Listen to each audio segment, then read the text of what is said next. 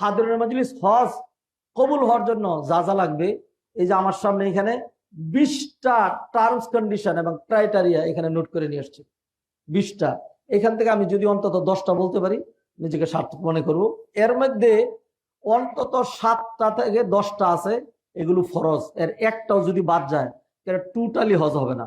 যেরকম নামাজের জন্য কিছু ফরজ আছে, যেমন ধরেন আপনি অজু করছেন, কিবলামুখী হয়ে পড়ছেন, সবই করছেন, খালি হলে এক রাকাতে একটা রুকু করেন নেই, এক রাকাতে একটা রুকু করেন নেই, বিশ্বাস করেন সব করার পরেও সূরা বাকারা পড়ছিলেন কেরাতের মধ্যে দীর্ঘক্ষণ দাঁড়ায় থেকে, তারপর ক্লান্তির কারণে রুকুর করা হয় নাই, ডাইরেক্ট সেজদায় চলে গেছে।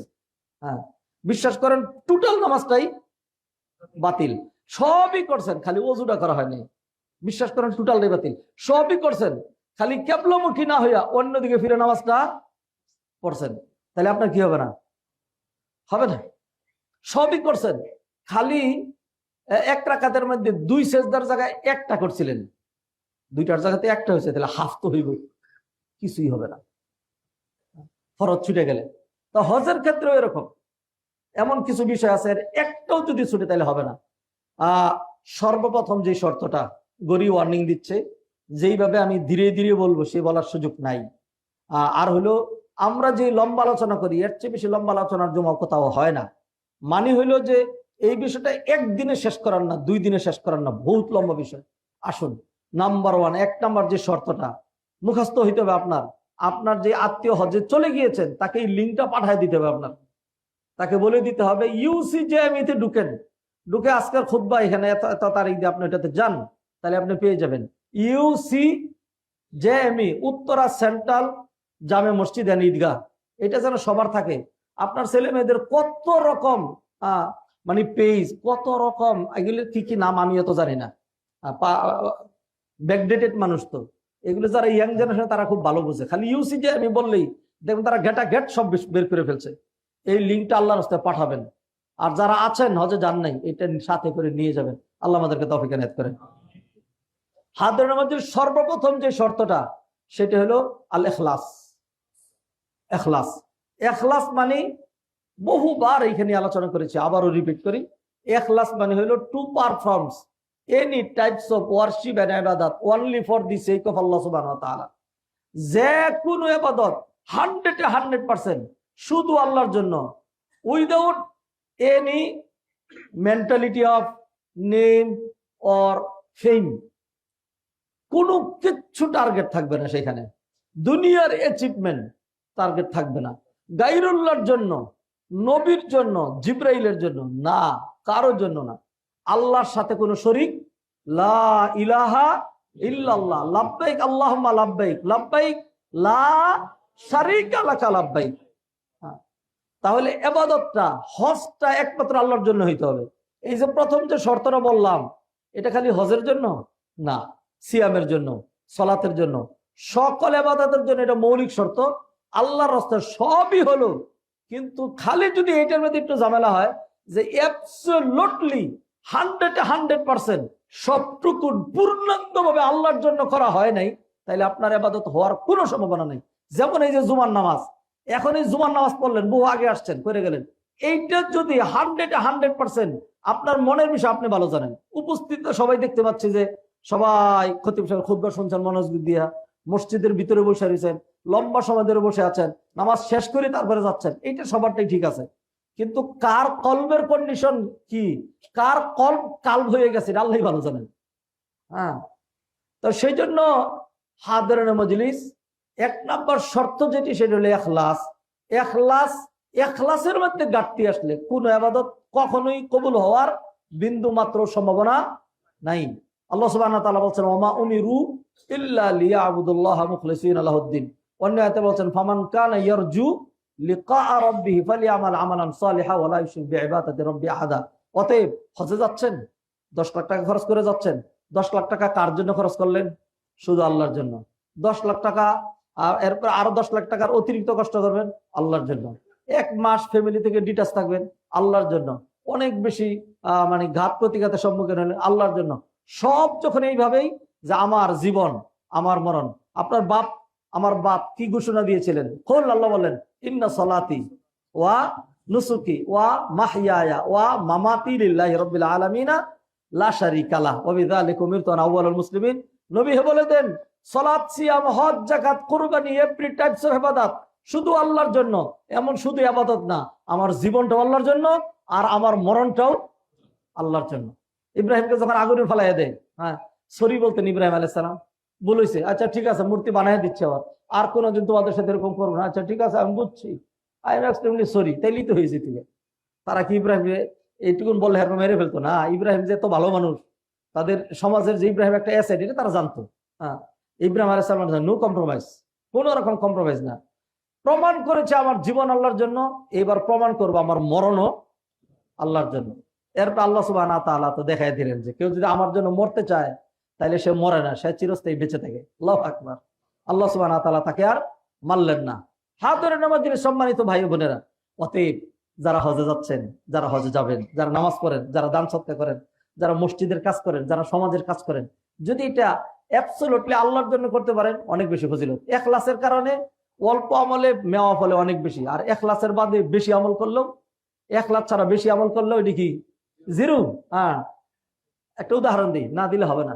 নবীজি সাল্লাল্লাহু আলাইহি সাল্লাম বলেন, আমার সাহাবীদেরকে গালমন্দ করো না, যারা পরে আসবে আমাদেরকে সম্বোধন করে বলছেন, লা তাসুব্বু আসহাবি ফাওয়াল্লাহি লাউ আন্না আহাদাকুম আনফাকা মিসলা উহুদিন যাহাবান মা বালাগা মুদ্দা আহাদিহিম ওয়ালা নাসিফাহু। তোমরা যারা পরে আসবে, উহুদ পাহাড় পরিমাণ করে স্বর্ণ যদি দান করো, আমার সাহাবীরা এই যে কোন রকম বাসি, পান্তা, পচা সাধারণ খেজুর, জব, কিসমিস এগুলি দান করে, এক মুঠ চাল, গম দান করে যে সব পাইছিল, তোমরা উহুদ পাহাড় পরিমাণ স্বর্ণ দিলেও পাবা না। পার্থক্যটা কোন জায়গায়? কোয়ান্টিটির মধ্যে, অ্যামাউন্টের মধ্যে কোনো পার্থক্য, বিশাল পার্থক্য। হ্যাঁ, কিন্তু কোনটার কারণে সাহাবীর উপরে উঠলেন, আমরা নিচে নেমে গেলাম? কলবের কারণে, ইখলাসের কারণে। সাহাবীদের ইখলাস যেমন ছিল, আমাদের পক্ষে ওই ইখলাস সম্ভব না। এক লোক জিজ্ঞাসা করলো, ইয়া রাসূলুল্লাহ, জিহাদে যে নিয়ে যাচ্ছেন, জিহাদ করলে কি হবে? হ্যাঁ, আমি যদি মরে যাই কি হবে? নবীজি বললেন জান্নাতে যাবা।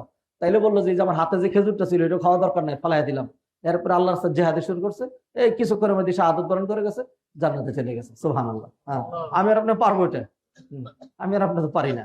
হ্যাঁ, অল্পের জন্য দেখেন না, এই দেশের মানুষ একই মানে আদর্শের ছিল, আদর্শবান মনে করতাম। হ্যাঁ, কথায় অ্যাক্টিভিটিসে একটু স্বার্থের কারণে একেবারে সম্পূর্ণ ঘুরে গেছে, সম্পূর্ণ ঘুরে যাচ্ছে, আদর্শ বিগায় দিচ্ছে।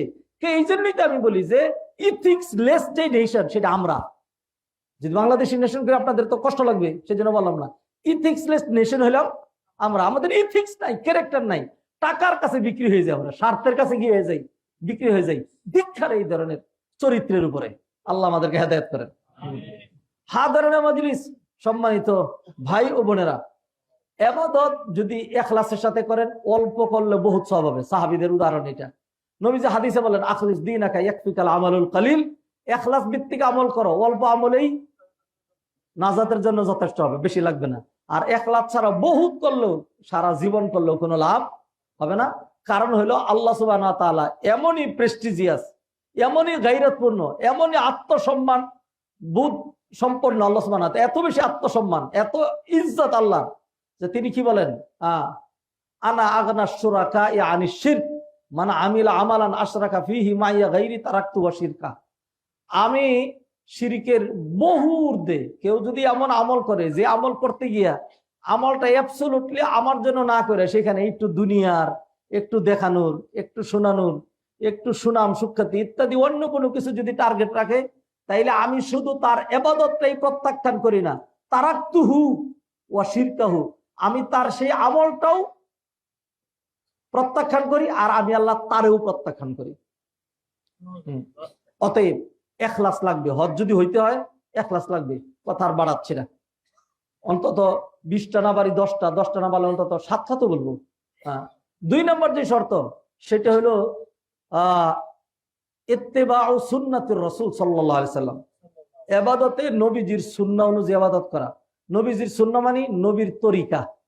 আজকে অনেক তরিকা আছে, মাদানী তরিকা, মাদানী তরিকার খেতাপুরি, তারপরে হলো কাসেমি তরিকা, দেওবন্দি তরিকা, দেওবন্দি তরিকার বস্তাপুরি, হ্যাঁ, এরপরে হলো পিরালি তরিকা, নকশবন্দি, মুজাদ্দিদিয়া, কাদরিয়া, সরমনাইয়া, আর কত রকম তরিকা আছে। সকল তরিকা ধরে আপনি নিক্ষেপ করেন, কোন তরিকায় হবে না, একটা তরিকা লাগবে। কোন তরিকা?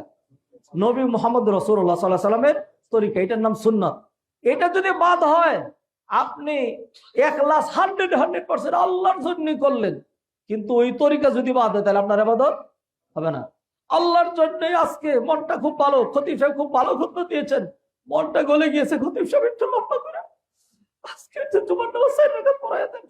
হ্যাঁ, খতিব সাহেব খুব প্রাণ করে আল্লাহু আকবার লম্বা সূরা দিয়া একেবারে চোখের পানি দিয়ে বাসাইয়া 4 রাকাত জুমার নামাজ পড়ে দিলাম, আল্লাহর জন্যই পড়ছি। কিন্তু মনের ইখলাসের মধ্যে কোনো রকম ঘাটতি নেই। বিশ্বাস করেন, দুনিয়ার কোনো প্রাপ্তির জন্য না, আল্লাহর জন্য করছে। আল্লাহর কসম, আল্লাহর জন্য করছে। বিশ্বাস করেন, 1000 বার আল্লাহর কসম, এই ইবাদত হয় নাই। কারণ কি? কারণ আপনার ইখলাস ছিল 100 জায়গা 150 ছিল, কিন্তু বাদ গেছে কোনটা? নবীজির সুন্নাহর অনুসরণ করেন নাই। তাইলে নবীজির সুন্নাই লাগবে, অন্য কোন সুন্নাহ, অন্য কোন তরিকা সেটা কাজ হবে না। নবীজি সাল্লাল্লাহু আলাইহি সাল্লামের হজের মধ্যে লম্বা কিন্তু জানতে হবে। একটা উদাহরণ দিই, নবী মুহাম্মদ রাসূলুল্লাহ সাল্লাল্লাহু আলাইহি সাল্লাম জীবনে নামাজ পড়াইতেন প্রতিদিন 5 বার, মাসে 150 বার নামাজ পড়াইতেন। একজন আসছে, এসে দেখে নবীজি সাল্লাল্লাহু আলাইহি সাল্লাম নামাজ পড়তেছে, আল্লাহু আকবার। হ্যাঁ, তিনি দেখছেন নবীজি নামাজ পড়তেছেন, চলে গেছেন। এরপরে গিয়ে বলছে, আমি নবীজিকে দেখছি এরকম আল্লাহু আকবার বলে বুকের উপরে হাত বাঁধছে, তারপর নামাজ পড়াচ্ছে। হ্যাঁ, বুকের উপরে, এরকম হাদিস আসছে অনেক। এরপর নবীজি নামাজ পড়তেন 1 রাকাতে সূরা বাকারা, সূরা আলে ইমরান পড়তে পড়তে পড়তে পড়তে যে জুরা টুরা শরীর, এগুলি এমন অবস্থা হইতো যে এখন এটারে রেস্ট না দিলে আর পারতেন না। যেই কথা রমাদানের নামাজের মধ্যে মা আয়েশার ক্ষেত্রে বর্ণনা দিয়েছিলাম, কানান নবী সাল্লাল্লাহু আলাইহি ওয়াসাল্লাম ইউসাল্লি আরবাআন সুম্মা ইউসাল্লি আরবাআন। নবীজি প্রথম 4 রাকাত পড়তেন। হ্যাঁ, একটা না কিন্তু 2 রাকাত, তারপর 2 রাকাত, সুম্মা তারপরে 4 রাকাত, মানে 4 রাকাতে যেই সময় দিতেন এরপরে আর পারতেন না। একটু বসে রেস্ট না নিলে আর হইতো না। এই যে রেস্ট নিয়ে বেশি সময় লাগাইতেন, এই জন্য তারাবি। আর আমরা যে রেস্ট ছাড়া খুব তাড়াহুড়ো করে শেষ করি, এটা কি? এটা তাড়াতাড়ি। হ্যাঁ, একটা হলো তারাবি আর একটা হলো তাড়াতাড়ি। তা নবীজি সাল্লাল্লাহু আলাইহি ওয়াসাল্লাম লম্বা করে পড়তেন। তা আল্লাহু আকবার, আমার দিকে তাকায়েন, আল্লাহু আকবার, আলহামদুলিল্লাহি রাব্বিল আলামিন, আলিফ লাম মিম যালিকাল কিতাবু লা রাইবা ফিহি মুত্তাকিন আল্লাযিনা পড়তে পড়তে পড়তে পড়তে পড়তে এদিকে পড়তে পড়তে আর হাতে একটু নামতে নামতে একজনের পরে আসছে, এসে দেখে নবীজির হাতটা এখানে। হ্যাঁ, তা সে বলছে, নবীজির আমি নাভির উপরে হাত বাঁধা দেখছি। তা নাভির উপরে চলে আসছে। তা হাদিস এরকম বিভিন্নটা আছে, হইতে পারে। সালাত নবীজি বহুবার পড়াইছেন, 10 বছর পড়াইছেন। এই জন্য নবীজির সালাতের ক্ষেত্রে বুকের উপরে হাত বাঁধা নাকি নাভির উপরে নাকি নাভির নিচে একতলাফ হইতে পারে। নবীজি সাল্লাল্লাহু আলাইহি ওয়াসাল্লাম জীবনে কয় শতবার হজ করছিলেন? মাত্র 1 বার হজ করছিলেন। একতলাফ হওয়ার কোনো সুযোগ নাই, একতলাফ হওয়ার কোনো সুযোগ নাই। হানাফি হজ নাই, শাফি হজ নাই, আহলে হাদিসের হজ নাই, সালাফি হজ নাই। হজ শুধুমাত্র নববী হজ, শুধুমাত্র নববী হজ, শুধুমাত্র নববী হজ, নবীর হজ। নবীজি সাল্লাল্লাহু আলাইহি ওয়াসাল্লাম হজ করলেন এবং সবাই এটাইকে বললেন, খুযু আন্নী মানাসিকাকুম লাআল্লি লা আলকাকুম বাদা আমি হাযা আবাদা। আমার থেকে হজ শিখে নাও, হইতে পারে এই বছরের পর এই জায়গা তোমাদের সাথে জীবনে আর কোনোদিন আমার দেখা হবে না। 2.5 মাস পরে নবীজি চিরদিনের জন্য চলে গেলেন, আর কোনোদিন হজ করলেন না। তাহলে নবীজি হজ করে, হজ শিখায় তারপরে গেছেন। নবীজি থিওরি দেওয়ার, নবীজি never was the man of theory. Theory দিলাম না। যখন খন্দক খনন করা হয় তখনও নবীজি সাল্লাল্লাহু আলাইহি সাল্লাম অর্ডার দিলে পারতেন, সাইয়্যিদুল মুরসালিন, আবার রাষ্ট্রনায়ক, 1000 মানুষ দিলাম, 1 সপ্তাহ সময় দিলাম, কাজে যদি কোনো ব্যাঘাত ঘটে গর্দান উড়াই দেবো আমি। এরকম কোন ধমকি নবীজির শুনছিলেন জীবনে? কোনোদিনও শোনেন নাই। নবীজি সাল্লাল্লাহু আলাইহি সাল্লাম না খায়া পেটের মধ্যে পাথর বেঁধে, বুখারীর সহিহ হাদিস, কিচ্ছা কাহিনী নয়। কেউ যদি না পেয়ে থাকেন আমার কাছে এসেন, কিতাবুল মাগাজিতে নিজে পড়ে এবং পড়াইয়া তারপরে বলতেছে। জাবের রাদিয়াল্লাহু আনহু হাদিস বর্ণনা করেছেন, যখন তিনি মাটি খনন করতেছিলেন তখন তার পেটের মধ্যে পাথর দিয়া কাপড় দিয়ে টাইট করে বাঁধা ছিল, যাতে পেটটা ঝুলে পড়ে না যায়। তো নবীজি থিওরি দেওয়ার লোক না, নবীজি নিজে করতেন, এরপর মানুষকে। তিনি আরো বললেন, সল্লু কামা রাআইতুমুনি উসাল্লি, আমারে যেমনে নামাজ পড়তে দেখছো ওইভাবে কি করবা? নামাজ পড়বা। আপনারা নবীজির থেকে কোনোদিন এটা প্রমাণ নাই নবীজি ব্যাঙ্গের মতো সেজদা দিয়েছেন, এটা একটা হাদিসও জীবনে কোথাও দেখাইতে পারবেন না। ব্যাঙ্গের মতো সেজদা দিয়েছেন নবীজি সাল্লাল্লাহু আলাইহি সাল্লাম, এটা কোনোদিন হাদিসে দেখাইতে পারবেন না, আমাদের ফিকহের কিতাবে দেখাইতে পারবেন আপনারা। হ্যাঁ, বেশি অতি দরবেশ যারা, বেশি দরবেশি কোনোদিনই ভালো না, এটা খারাপ। একজন মহিলার জন্য তার সতর ডেকে নামাজ পড়া, সারা শরীর ডেকে নামাজ পড়া শর্ত, আনাল তার নামাজ হবে না। এরপরে আপনি আবার বললেন সেজদায় গেলে তখন মহিলারা এমন করে একেবারে বুক সহ সব মানুষের সাথে এমন লাগাই দিতে হবে। অথচ নবীজি বলেন তুমি যখন সেজদা দিবা মাঝখানে এমন ফাঁক থাকবে যেখানে একটা বকরির বাচ্চা আসা যাওয়া করে। তা আপনি তো নবীজির নামাজ পড়েন না, আপনি বলেন আপনার হুজুরের নামাজ, আপনি বলেন আপনার তরিকার নামাজ। তো যাই হোক, এইগুলি তো আমরা দূর করতে পারি নাই। আবার রাগ করেন, আবার মনে কষ্ট পাইবেন, তা সরি, এক্সট্রিমলি সরি, কষ্ট পাইবেন না। হ্যাঁ, নামাজের ক্ষেত্রে বাদ দিলাম যে ঠিক আছে, নামাজের মধ্যে নবীজি বলছেন একটা, নবীজির তরিকা একটা, ঠিক আছে, সবখানে নবীজির নামাজে না হয় নবীজির নাই নিলেন। ধরেন জীবনে একবার হজে যাচ্ছেন, আল্লাহর রাস্তা, আপনার হাতই দড়ি পাইয়ে দড়ি, এইটা আপনার হুজুরের তরিকায় হবে না, এইটা নবীজির তরিকায় হইতে হবে। হজটা নবীজির তরিকায় হইতে হবে, কারণ নবীজি বলছেন হুজু আননি মানাসিকাকুম। নবীজি সাল্লাল্লাহু আলাইহি ওয়াসাল্লাম হজের বিশাল আলোচনার মধ্যে একটা পয়েন্ট শুধু নিয়ে আসে, হজের মূল মূল মূল মূল কাজ কোনটা? ওকুফ আরাফা, আরাফায় অবস্থান করা। নবীজি হাদিসের মধ্যে বলেন আল হাজ্জু আরাফা, এই দুইটা শব্দ কইতে পারবেন না, হজ মুখস্থ, আরাফা মুখস্থ, এটা একটা হাদিসের অংশ। আল হাজ্জু আরাফা মানে আরাফায় অবস্থান করাই মৌলিক হজ। হজের অন্যান্য ভুল ভ্রান্তি আছে, কেউ ইহরাম করা সারা মক্কায় ঢুকে গেছে, এখন সে যদি একটা উট কুরবানি দিয়ে দেয়, ভুল হয়েছিল, তাহলে তার হজ শুদ্ধ হয়ে যাবে। হ্যাঁ, তোয়াফে ভুল করে ফেলছে, 10 তারিখে করতে পারে নাই, 11 তারিখ করবে, 11 তারিখ করতে পারে নাই, 12 তারিখে করবে, 12 তারিখ 13 তারিখ করতে পারে নাই, জিলহজ মাসের যে কদিন আছে এই কদিনই করবে। হ্যাঁ, এরপরে যদি এরকম হয় যে না তোয়াফ ছাড়াই চলে আসছে, তাইলে এরপর আবার আরেকটা টিকিট কেটে গেছে, খালি তোয়াফটা করে দেয়, তাহলে তার হজ হয়ে যাবে। কিন্তু কেউ যদি আরাফায় অবস্থান করতে ব্যর্থ হয়, তাহলে এই পুরা 1 বছর তার আর আগামী বছর জিলহজ মাসের 9 তারিখে এইখানে অবস্থান করা ছাড়া তার আর হজ হওয়ার কোনো সম্ভাবনা। তাও কেউ যদি এটা করে যে গত বছর সবটা করছিলাম, খালি আরাফাতটা হয় নাই, এই বছর শুধু আরাফাতটা করে দিই, তাহলে তার আগের দেওয়া হয়নি, পরের দেওয়া হয়নি, তার আমল যাবে, সালাম যাবে। মানে একটা বছর তার এই আরাফায় অবস্থান নিয়ে অন্যান্য আমল সহ করা লাগবে। ভাইয়েরা খেয়াল করেন, বুঝছেন, আরাফার ময়দানে নবীজি সাল্লাল্লাহু আলাইহি সাল্লাম, নবীজির চাইতে বেশি তাকওয়া, পরহেজগারি, আল্লাহকে চিনা, নেক আমল জানা অন্য কারো পক্ষে সম্ভব না। আমল চিনছেন কারে দিয়া? নবীজির দিয়ে। নবীজি সাল্লাল্লাহু আলাইহি সাল্লাম আরাফার ময়দানে ঢুকলেন, এরপরে যখন জোহরের ওয়াক্ত ঢুকলো দাঁড়ায় গেলেন, খুতবা দিলেন, খুতবা দেওয়ার পরে খুতবা শেষ করলেন, দিক নির্দেশনা দিলেন, ইলম সাংঘাতিক গুরুত্বপূর্ণ। এরপরে একটা আজান হইলো, আজান হওয়ার পরে একামত দেওয়া হলো, নবীজি সাল্লাল্লাহু আলাইহি ওয়াসাল্লাম জোহর পড়ায় দিলেন 2 রাকাত, এরপর আবার একামত দিল, শুধু নবী সাল্লাল্লাহু আলাইহি ওয়াসাল্লাম আসর পড়ায় দিলেন 2 রাকাত, এই 4 রাকাতই। না আমার ক্যালকুলেশনটা ধরে না, কারণ আমি তো নবীজির চাইতে বেশি দরবেশ, কারণ আরাফার ময়দানে গেছি আমি 100 রাকাত নফল পড়বো, 3 বার কিয়াম সহ মিলাদ পড়বো। হ্যাঁ, এরপর হাজী সাহেবরা গড়াগড়ি ধরে যাওয়া, আরাফাত পাস হয়ে গেছে, আপনি জান্নাতি আমি জাহান্নামী। হ্যাঁ, আউযুবিল্লাহ, না আপনিও জান্নাতি আমি জান্নাতি। হ্যাঁ, ঘোষণা একটা দিয়ে দেবো, তার কি চোখের পানি চাই না। হ্যাঁ, ইত্রামির আর জাগা বাস না বেটা। হ্যাঁ, হাজিদেরকে নিয়ে খেলতাম শাহ, হাজিদের হজ নিয়ে কোথায় পড়াশোনা করেছেন, কি শিখেছেন? যদি এত বেশি এলেম হয়ে থাকে, যে এলেম আপনাকে বলে যে কোরআন আর হাদিস বাদ দেওয়া যায়, নবীর আদর্শ বাদ দেওয়া যায়, তাহলে আপনার এটা এলেম না, আপনার এটা শয়তানি। এরকম এলেম শয়তানেরও ছিল। আল্লাহ নির্দেশ দিলেন আদমরে সেজদা কর, সে বলল আনা খায়রুম মিনহু, আমি আদমের চাইতে বেশি উত্তম। পরে কি অবস্থা কি হয়েছিল? আপনার এলেম যদি এতই বেশি হয়, আমি আমার ক্লাসমেট, বিশাল বড় আলেম পরিবারের আলেম, বলছি না সবাই চিনে ফেলবেন, তাকে আরাফার ময়দানে ধরলাম যে ভাই এই যে মাগরিবের নামাজটা তো ঠিকই মুজদালিফায় গিয়ে দেরি করে আসার সময় পড়তেছেন, হ্যাঁ, কিন্তু আসরটা কেন আরাফার ময়দানে জোহরের সময় পড়েন না? এটা একদম ক্লিয়ার। কি ক্লিয়ার? এটা উসুল, নিয়ম কি বলে? উসুল হইলো মাগরিবের রক্ত হয়েছিল, যেহেতু নবীজি বলছেন মুজদালিফা পড়া লাগবে, দেরি হয়ে যাচ্ছে হোক, নবীজির আদেশ, সেই জন্য এখানে পড়া লাগবে।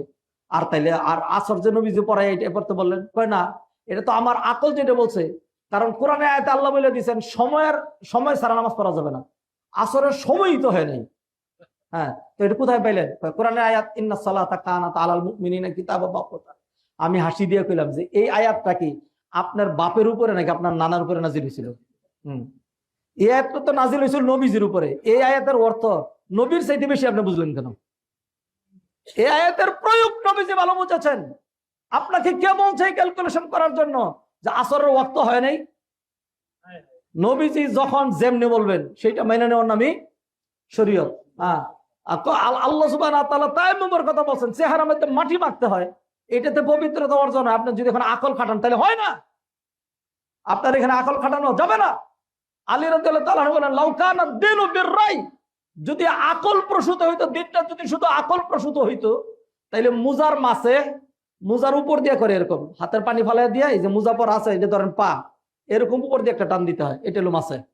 আলী রাদিয়াল্লাহু তাআলা বললেন, যদি আকল ভিত্তিক হইতো তাইলে মুজার মাসে এরকম উপর দিয়ে না হয়ে মুজার মাসে করা লাগতো নিচ দিয়া, কারণ ময়লা লাগে নিচে। কিন্তু মাসে ওরকম না, মাসে হইলো উপরে। তা আপনি খালি আকল প্রাধান্য দেন কেন? আকল যে প্রাধান্য দেয় তার নাম হইলো ইবলিস শয়তান। এই আবার বলি, যে নিছক আকল প্রাধান্য দেয়, বেকুবের জন্য দিন ধর্ম না, আকল লাগবে। ওমাই আকিলু ইল্লাল আলিমুন, কিন্তু চেক এন্ড ব্যালেন্স রক্ষা করে বলেন। কিন্তু কেউ যদি আকলকে কোরআন হাদিসের উপরে প্রাধান্য দেয়, he is as like as শয়তান। হ্যাঁ, কোরআন হাদিস আসলে এখানে কোনো আকল নাই, কোরআন হাদিসটা আগে মেনে নিতে হবে, এইটা বুঝার জন্য আকল খাটাইতে হবে, বাদ দেওয়ার জন্য নয়। আবার বলি, কোরআন হাদিসের আমল করার জন্য আকল খাটাইতে হবে, কোরআন হাদিস প্রত্যাখ্যান করার জন্য, বাদ দেওয়ার জন্য আকল খাটানো যাবে না। অতএব যারা হজে যাচ্ছেন ওইখানে গিয়ে দেখবেন সব সময় প্রতি বছর হাজিদের দুইটা গ্রুপ হয়ে যায় বাঙালিদের মাঝখানে। একটা গ্রুপ জোহর আসর একসাথে পড়বে, আরেকটা গ্রুপ পড়বে না। হ্যাঁ, একবার এই যে এখন যেরকম দিচ্ছি, ওখানে তো উন্মুক্ত সময়, এমন ভাবে দিলাম মুম মানে পাথর গলে বুম হয়ে যাওয়ার কথা। এরপরে যে নামাজে দাঁড়াইছি, কিছু লোকজন তো দাঁড়াই গেছে, এরপরে আরো দুইজন হুজুর ছিল, এরা তো হ্যাঁ সর্বনাশ, আমি আমার হুজুরের তরিকা বাদ দিয়ে নবীর তরিকা নামাজ পড়বো, আমি আমার হুজুরের তরিকা বাদ দিয়ে নবীর তরিকা নামাজ পড়লো না। এরপরে উনি যাদেরকে নিয়ে গেছিলেন শাসাইলেন, বললেন যাই সাথে নামাজ পড়লা কেন? আচ্ছা দেখো না এম করে নেই, হুজুর ভুল হয়ে গেছে, হ্যাঁ তওবা করো, আমার সাথে আবার করবো আসো, আর আবার আসার পড়ানো হয়েছে। এটা তো আমি প্রত্যক্ষদর্শী জেনে শুনে বলছি। বাঙালিদের দুইটা ভাগ হয়ে যায়, কি যে জোহর পড়েন মেয়ে বেশি বুঝছেন না, হ্যাঁ সেটা নবীর বিধান আলাদা, আমাদের নবী যে দুই রাকাত করে পড়ছেন ঠিক আছে, সে নবীরটা আলাদা। আপনিও যদি ওই মসজিদে পড়তে পারেন, হ্যাঁ নামিরা মসজিদে, তাইলে সেটা আলাদা। আপনি যখন আপনার তাবুতে পড়বেন এটার বিধান আলাদা। হ্যাঁ 4 রাকাত পড়ার অনেক সুবিধা আছে, সেটা কি এবার 100 রাকাত নফল নামাজ পড়েন, তারপর প্রতি রাকাতে প্রথম রাকাতে ইন্টার জন্য পড়েন, দ্বিতীয় রাকাতে কুল আল্লাহ পড়েন, আর আমার মধ্যে জীবনের আল্লাহ একবার আছে ইতর দা গ্রেট। হ্যাঁ, আপনি মানুষকে কেন ব্ল্যাকমেল কেন করছেন? আপনি দিন দিয়ে কেন ব্ল্যাকমেল করছেন? ও আল্লাহর ঘরের মেহমান বৃন্দ, রাগ করেন না, কথাগুলো দুঃখের সাথে বলতে হচ্ছে। আপনি একবার হজে যাচ্ছেন, নবীজি জীবনে একবার হজ করছিলেন। আপনার যে বাতিজাডা দাওরা পাস, কামেল পাস অথবা মুফতি, এত মুফতি আমাদের দেশে, সৌদি আরবে হয়তো 3-4 জন মুফতি আছে সারা সৌদি আরবে। হ্যাঁ, আর বাংলাদেশে ঘরে ঘরে খালি মুফতি সাহেব, মুফতি সাহেব, মুফতি না মুফতিন, ফিতনাকারী সাহেব। হ্যাঁ, এত মুফতি, মুফতি সাহেবকে বলেন মুফতি সাহেব হজে যাচ্ছি, আমাকে একটু বাবা হজটা পুরা নবীজি কেমনে করছিলেন বলে যেত। আরাফার দিন নবীজি কি করছিলেন বলবে, আরাফার দিন নবীজি সাল্লাল্লাহু আলাইহি ওয়াসাল্লাম খুতবা দিলেন, পরে 2 রাকাত যোহর পড়াইলেন, সাথে সাথে আবার 2 রাকাত আসর পড়াইলেন। কিন্তু আমরা যেহেতু হানাফি, আমরা যেহেতু বাংলাদেশি, হ্যাঁ আমাদের জন্য সেই বিধান না, আমরা যোহর 4 রাকাত পড়বো, হ্যাঁ অথবা যোহরের সময় যোহর, আবার আসর সময় আসর, যখন বলবে তখন stop your mouth, no more, বাস তোমারে বলছে নবীরটা বলতে সেটা বলো, আমি কোনটা করবো সেটা আমি দেখবো না। হ্যাঁ, তোমার এখানে মাঝখানে ক্লজ লাগানো বাট অথবা কিন্তু, হ্যাঁ ওই কোনো কিন্তুর দরকার নাই। অতএব কেউ যদি নবীজির ওই সিস্টেম বাদ দিয়ে হজ করে মনে করতে চান, আরাফার মধ্যে অনেক কাঁদছি, আর হুজুর যে দোয়াটা করছে আমাদেরকে নিয়ে, যে কান্দাই বলছে একবারে, হুজুর যে দোয়াটা একবারে মানে যেন ছুটতেইছে একবারে জাহান্নাম থেকে। হ্যাঁ হ্যাঁ, এই সমস্ত ফাইজলামি বাদ দেন। নবীজি যা করছেন শুধু তা করেন, এরপর আল্লাহর কাছে দোয়া করেন, দোয়ার দিনই এটা। হ্যাঁ, এই জন্যই তো নবীজি সাল্লাল্লাহু আলাইহি ওয়াসাল্লাম যোহর আসর পরে ফ্রি করে দিলেন, পেশাব কর পায়খানা কর যেখানে মন চায় সেখানে যা, দোয়ার জন্য আর ওযু শর্ত না। হ্যাঁ, এরপর আপনি সারাদিন দোয়া করতে থাকেন, ইন্ডিভিজুয়ালি করেন, যারা গ্রুপ ভিত্তিক করতে চান করেন, তাবুর ভিতরে করবেন, গাছের নিচে দাঁড়ায় করবেন, একাকি করবেন, আলাদা করবেন, আপনি আপনার স্ত্রীরে নিয়ে করবেন, দুনিয়ার জন্য করবেন, ছেলের জন্য করবেন, রাষ্ট্রের জন্য করবেন, যেটার জন্য করবেন, প্রচুর দোয়া করতে থাকেন। দোয়াই তো এই দিন খায়রুদ দুআ দুআউ ইয়াউমি আরাফা, সবচেয়ে উত্তম দোয়া হলো আরাফা দিবসের দোয়া।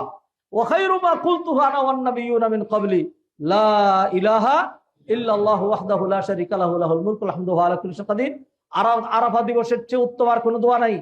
আর আমি এবং আমার পূর্ববর্তী নবীরা সবচেয়ে উত্তম যে দোয়াটা করেছি সেটা হলো লা ইলাহা ইল্লাল্লাহু ওয়াহদাহু লা শারীকা লাহু লাহুল মুলকু ওয়া লাহুল হামদু ওয়া আলা কুল্লি শাইইন কাদির। হাত ধরে মজলিস, দুইটা শর্ত কোন রকম বলেছি। একটা হলো ইবাদতটা, হজটা একেবারে অ্যাবসলিউটলি আল্লাহর জন্য হইতে হবে। 2 নাম্বার, হজটা শুরু থেকে শেষ পর্যন্ত সেইখানে যে তরিকাটা আমরা অ্যাপ্লাই করব সেই তরিকা মুহাম্মাদিয়া, তরিকা নববিয়া, নবী মুহাম্মদ রাসূলুল্লাহ সাল্লাল্লাহু আলাইহি ওয়াসাল্লামের তরিকার কথা। আমি অন্য কারো বিরুদ্ধে বলা অন্য দরকার না, তো খালি একটাই আমার, সেটা হলো নবীরটা বলবো। আপনি যদি অন্য কোনো মানুষের, কোন পীরের, কোন বুজুর্গের, কোন মুফতির, কোন ইজমের, দেওবন্দের, মদিনার ইত্যাকার এইগুলিতে যদি আপনি হাইলাইট করতে পারেন, তাহলে আমি যদি নবীরটা হাইলাইট করি সমস্যা কোথায়? আমি তো নবীজির দিকে ডাকছি, আমি নবীজির তরিকার কথা ডাকছি, আমি আল্লাহর দিকে ডাকছি। কুল হাযিহি সাবিলি আদউ ইলাল্লাহি আলা বাসীরাতিন আনা ওয়া মান ইত্তাবানি। এই দুইটা শর্ত, এই যে আবার বলেন, আমার দিকে তাকান, এই দুইটা শর্তের একটাও যদি বাদ যায় তাহলে আপনি 100% ফতোয়া দিয়ে দিলাম, আপনি 30 লক্ষ টাকা খরচ করে হজ করে আসেন, জিরো হজ করবেন, জিরো হজ করবেন, হজ হওয়ার কোনো সম্ভাবনা নাই। এখন কেউ যদি মনে করেন জুমার সালাতে আমাদের সাথে নামাজ পড়লো, মাঝখানে ধরেন রুকুতে উঠতে সময় একটু বায়ু বেরিয়ে গেছে, তখন চিন্তা করলো যে অনেক মানুষ জুমার 2 রাকাত, দ্বিতীয় রাকাত এরা এখন গিয়ে উজু করে আসে আর পাবো না। আরে আল্লাহ গফুর গফফার, আল্লাহর দয়ার কি অভাব আছে নাকি? নামাজ পড়ে ফেললাম, ও আল্লাহ হ্যাঁ পড়ে ফেলছি একটু উজু ছাড়াই, আল্লাহ তুমি ক্ষমা করে নাও, কবুল করে আল্লাহ আমার জুমার নামাজটা কবুল করে নাও। 100% নিশ্চিত থাকেন জুমা কবুল হবে না। হ্যাঁ, আপনি খালি আপনার পক্ষ থেকে ফতোয়া দিবেন, আল্লাহ রহিম রহমান, আল্লাহ সুবহানাহু ওয়া তাআলা কিছু শর্ত তো দিয়েছেন, টার্মস কন্ডিশন ফিল আপ করে তারপর আল্লাহ সুবহানাহু ওয়া তাআলার কাছে দোয়া করেন, আল্লাহ কবুল করবেন। আর ইচ্ছা করে সেটা বাদ দিয়ে আপনি কবুল, আল্লাহ তুমি তো এটা না, আল্লাহ সেটা কবুল করবেন না। আপনার এটা আবার ফিল আপ করা লাগবে, আপনার হবেই না। 3 নম্বর শর্ত, যেটা পারলাম না আজকে, কোনো কারণেই পারলাম না, চেষ্টা করেছে, তাড়াহুড়াও করেছে। আপনি যদি বলেন যে খালি ডাইরেক্ট নামগুলো বলে চলে যেতেন, তাহলে ওটা খুতবা হয় না, ব্যাখ্যা লাগে। হ্যাঁ, 4টা বলি আজকে। 3 নম্বর যেটা, ইফাউ আরকানি ওয়া ওয়াজিবাতিহি, হজের যত রুকুন আরকান, ফরজ, ওয়াজিব আছে, জানা মতে কোনোটাই ছাড়া যাবে না, কোনোটাই ছাড়া যাবে না, পূর্ণ করে। যেমন নামাজের কি কি, দাঁড়ায় নামাজ পড়া, কেরাত পড়া, রুকু করা, সেজদা করা, কেবলামুখে নামাজ পড়া, এগুলি হলো শর্ত। নামাজের ভিতরে বাইরে 13-14 ফরজ, অথবা মাযহাবগত দিক থেকে আরো কিছু কম বেশি আছে, যেটাই হোক এগুলি ফিল আপ করা লাগবে। এগুলি ফিল আপ না করে ইচ্ছা করে বাদ দিয়ে কি হবে না, যদি ওয়াজিবের মধ্যে দিক সেদিক হয়েছে তাহলে সেজদা সাহু দেওয়া লাগবে। আর যদি সেজদা না দেওয়া হয় তাহলে ত্রুটিযুক্ত ভাবে নামাজ হবে। কিন্তু যদি রুকুন ছুটে যায়, আপনি 10টা সেজদা সাহু দিলেও হবে না। একটা রুকু ছুটে গেছে, লাস্ট থেকে মনে পড়ছে, এখন করলে যে সেজদা সাহু দিয়ে 4টা, 90টা দিলেও কাজ হবে না। হ্যাঁ, কারণ আপনার কি ছুটছে, রুকুন ছুটে গেছে, এখন আর কাজ হবে না। তাইলে হজের ফরজ, ওয়াজিব, রুকুন, আরকান, সুন্নাত এগুলো জানতে হবে, স্টাডি করতে হবে।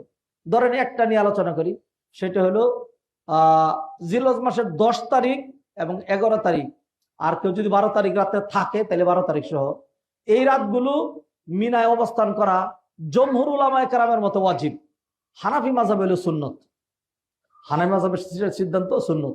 তো যেহেতু মাযহাবি ইখতিলাফ আছে, আমি সবসময় এই ধরনের ইখতিলাফের মধ্যে উদার। হ্যাঁ, তো আপনি এটাকে ওয়াজিব মনে করেন অথবা সুন্নত মনে করেন, এটা আপনার করাই লাগবে, এটা আপনার করাই লাগবে। আমরা সলাতের মধ্যে যেই যে সুন্নত আছে কি কি বাদ দিই, হাত বাঁধা কি ফরজ নাকি ওয়াজিব? সবাই তো হাত বাঁধি আমরা, সালাফিরাও হাত বাঁধে, আহলে হাদিসরাও হাত বাঁধে, হানাফিরাও হাত বাঁধে। বাদ দিবেন কেন আপনি?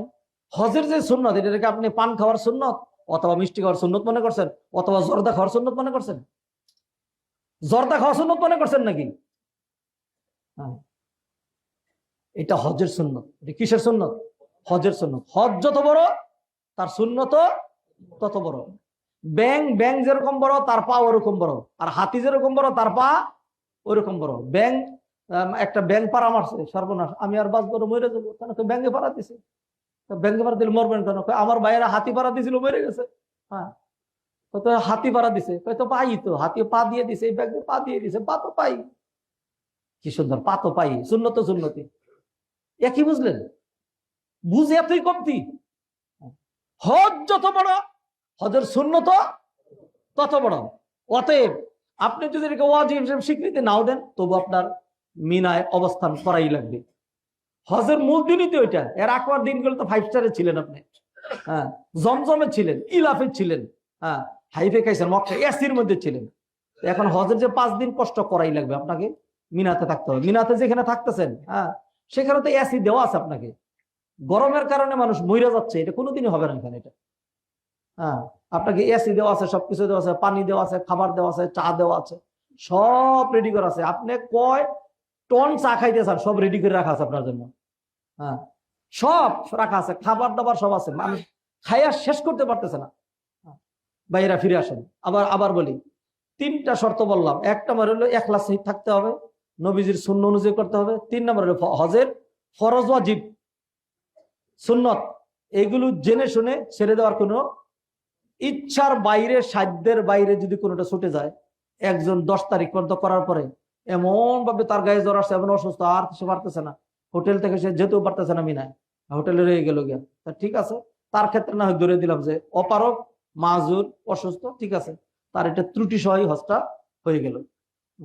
কিন্তু যার কিছুই হয় নাই অথবা পারতো, সে কেন গেল না? অতএব এই কাজগুলো করেন না আল্লাহর রাস্তায়। মুফতির ফতোয়ায় খালি কাজ করেন না, নবীজির তরিকায় হজ করেন। মুফতির ফতোয়ায় হজ করেন না, নবীজির তরিকায় হজ করেন।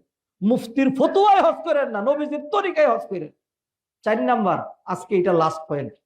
4 নাম্বার হলো হালাল মাল দিয়ে হজ করতে হবে। হালাল মাল, এটা মনে হয় ক্লিয়ার। আপনি তো এখন হারাম কামাই করতে করতে অনেক টাকা হয়েছে, এবার নিজেও হজ করেন, আবার টাকা দিয়ে আপনার মসজিদের ইমাম সাহেব ওই এলাকার একজনকে বাছাই করে 5 জনকে হজে পাঠাইলেন।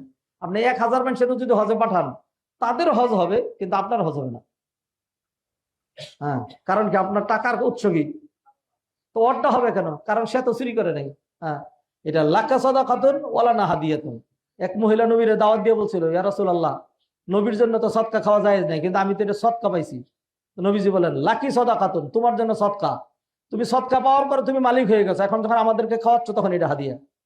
আপনি যখন আরেকজনকে করাচ্ছেন, হ্যাঁ, তখন তার হজ হবে, কিন্তু আপনার হজ হবে না। হালাল মালই হইতে হবে, হালাল মালই হইতে হবে। তা হারাম কোনটা আপনি জানেন, কিভাবে কামাই করছেন। হ্যাঁ, এই 4টা শর্তের একটাও যদি বাদ যায়, আজকে 4টাই বললাম, এই 4টার একটাও যদি বাদ যায়, বিশ্বাস করেন আপনি আরাফার দিন খুব কান্নাকাটি করবেন। দোয়া আল্লাহ গো, আরাফার দিনটা দোয়ারই দিন, দোয়া করতেছে, আল্লাহ হারাম টাকা দিয়ে হজ করতেছে, আল্লাহ তুমি কবুল করে ফেলো, আল্লাহ তুমি তো কবুল করলে সেটাই। হ্যাঁ, নিশ্চিত থাকেন আল্লাহ এটা কবুল করবেন না। যখন হালাল টাকা দিয়ে কেউ হজে বের হয়, এরপরে সে যখন রিকাবে পা রাখে, মানে যখন আপনি ধরেন বাসে বা কারে অথবা প্লেনে উঠলেন, বলতেছেন লব্বাইক আল্লাহুম্মা লব্বাইক, আল্লাহ আকাশ থেকে ডাক দিয়ে বললেন লব্বাইক ওয়া সাদাইক, বান্দা খালি তুই আমার দরবারে হাজির না, আমিও তোর কাছে হাজির। হ্যাঁ, বল কি বলবি, তোর হজ কবুল, তোর দোয়া কবুল, তোর মনের আশা সম্পূর্ণ করে দেব। আমি আল্লাহ তোরে দাওয়াত দিয়েছি তোরে সম্মানিত করার জন্য, যা তোর গুনাহ মাফ, জান্নাত দিয়ে দিলাম। হ্যাঁ, আল্লাহ এইভাবে অনেক কথা বলতে থাকে। আর যখন কেউ নাপাক মাল দিয়ে হজ করতে যায়, বলে লাব্বাইক আল্লাহুম্মা লাব্বাইক, তখন আল্লাহ তার সাথে কথা কয়, ডাক দেখা কয় লা লাব্বাইক ওয়ালা সাদাইক। লা লাব্বাইক অর্থ বুঝেন না, লা লাব্বাইক ওয়ালা সাদাইক, এই তোর ডাকে কোনো সাড়া নাই। হ্যাঁ, মালুকা হারাম ওয়া হাজ্জুকা মাযুর গায়রু মাজুর, তোমার হারাম মাল দিয়ে হজ করতে আসছো, তোমার হজ মাকবুল নয়, তোমার হজ হইলো গুনাহযুক্ত, যাও ফেরত যাও। হ্যাঁ, আমি আল্লাহ এই ধরনের হারামের দিকে তাকাই না, আল্লাহ সুবহানাহু ওয়া তাআলা কবুল করবেন না। সেই জন্য হজ করতে হইলে আপনাকে হালাল মাল দিয়ে হজ করা লাগবে। তাহাজ্জুদ যদি পড়তে চান, পানি দিয়ে ওযু করে নামাজ পড়া লাগবে। শীতের দিন নিজের টিপকল ছাইরা দিয়ে যদি ওযু করেন তাহলে হবে না। পেশাব দিয়ে, বুঝেন না বুঝি, পেশাব দিয়ে ওযু করে নামাজ তাহাজ্জুদ পড়লে কি হবে না? হবে না। আপনাকে পানি দিয়ে ওযু করে নামাজ পড়া লাগবে। অতএব হালাল মাল দিয়ে হজ করা লাগবে, হারাম মাল দিয়ে হজ করলে হজ হবে না। 4টা বললাম, এই 4টা সাংঘাতিক জরুরি, 4টি পাঠিয়ে দিন ইনশাআল্লাহ। যদিও আজকে ওয়াদা দেওয়া ছিল আজকে শেষ করব, পারলাম না, ধারাবাহিক চলতে থাকলে আমরা জানলাম যারা হজে চলে যাবে তারা যাক, অন্য যারা আছে তারা পাঠিয়ে দিবেন, অথবা যারা চলে যাচ্ছেন ওইখানেও সৌদি আরবে কিন্তু নেট আছে। হ্যাঁ, আপনি UCJIME দিয়ে ঢুকে যান, আমাদের এটা পাবেন ধারাবাহিকভাবে। সেখানে আরো অন্যান্য শর্তগুলো, ক্রাইটেরিয়াগুলো আমরা ইনশাআল্লাহ আলোচনা করব, যেগুলো করলে আমাদের হজ আশা করা যায় মাকবুল হবে। আর যদি হজ মাকবুল হয়ে যায়, তাইলে আমার আপনার চাইতে বড় কপালওয়ালা আর কেউ নাই। যাতে মাকবুল হয়, আপনার হজ না হোক সেই জন্য তো উদ্যোগ না, আপনার হজ যেন হয়। কিছু কথা খুব শক্ত করে বলছি এই জন্য, যে এই ধরনের বিষয় এসে এখানে এত বেশি বুজুর্গি দেখানো আর এত বেশি বুদ্ধি, এত বেশি আকলকে কেন প্রাধান্য দিতে যাচ্ছে? নবীজির আদর্শ প্রত্যাখ্যানে আকলকে কাজে লাগানো যায়? কোরআন কোরআন প্রত্যাখ্যান করার জন্য, দিন ছেড়ে দেওয়ার জন্য, নিজের বেদাত চালু করার জন্য আকল বুদ্ধি খাটানো যায়? একটু কম বুঝেন না? এত বেশি বোঝা কিনা ভালো না। তাহলে আসুন, কি বলেছি আবার রিপিট করছি 1 মিনিটে।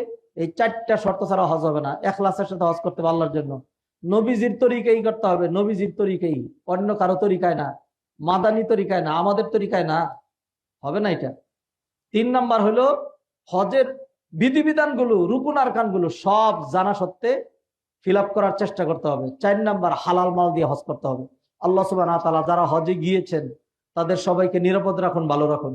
বেশি বেশি তোয়াফ সাই করার, ইবাদত করার, হারামে সালাত আদায় করার এবং মাকবুল হজ করার জন্য হজকে স্টাডি করার জানার তৌফিক এনায়েত করেন। যারা গিয়েছেন তাদেরকে আল্লাহ ভালো রাখেন, যারা যাচ্ছেন তাদেরকে আল্লাহ সুবহানাহু ওয়া তাআলা নিরাপদে নিয়ে যান। আমাদের দেশ থেকে সারা বিশ্ব থেকে যত মানুষ হজে যাবে আল্লাহ সুবহানাহু ওয়া তাআলা সবাইকে মাকবুল এবং মাবরুর হজ করার তৌফিক এনায়েত করেন। আমরা যারা যাচ্ছি না আমাদেরকেও হাজীদের সাথে আল্লাহ যেন শরীক রাখেন।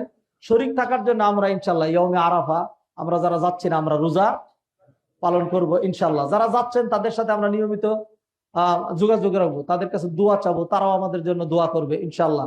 আমরা যারা যাচ্ছি না আল্লাহর কাছে একান্তভাবে দোয়া করছি, আল্লাহ যেন ভবিষ্যতে, আগামী বছর, তারপরের বছর আল্লাহ যেন আমাদের সবাইকে হজে যাওয়ার এবং মাকবুল হজ করার তৌফিক এনায়েত করেন।